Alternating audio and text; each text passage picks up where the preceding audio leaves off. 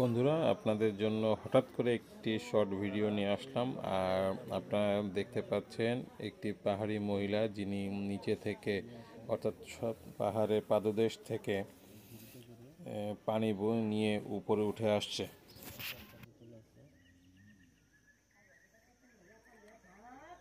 একটা জিনিস লক্ষ্য করেছেন হয়তো, যে এখানে পাহাড়ি মানুষজন তাদের জীবনযাত্রার মান কতটা কঠিন, তারা কতটা কষ্ট করে, কিন্তু সেই তুলনায় আমাদের কষ্টের পরিমাণ অনেকটাই কম। কারণ আমরা চাইলেই টাকার বিনিময়ে বোতলের পর বোতল আমরা পানি কিনেই নিতে পারি, আমাদের কাছে সহজলভ্য।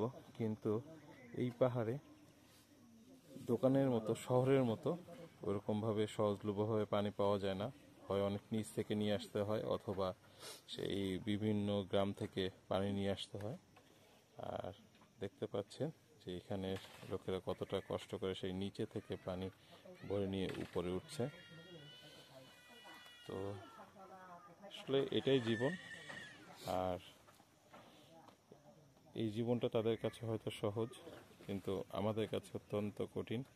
বুঝতেই পারছেন কতটা কষ্ট করে সে এই ভদ্র মহিলা উপরে উঠছেন।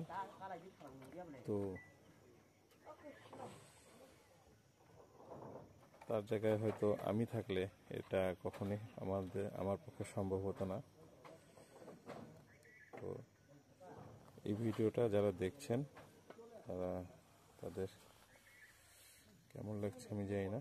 যদি আপনাদের এই ভিডিওটা যদি আপনাদের অন্তরে ছুঁয়ে যায়, তবে অবশ্যই আপনারা আমাদের পাশে থাকবেন।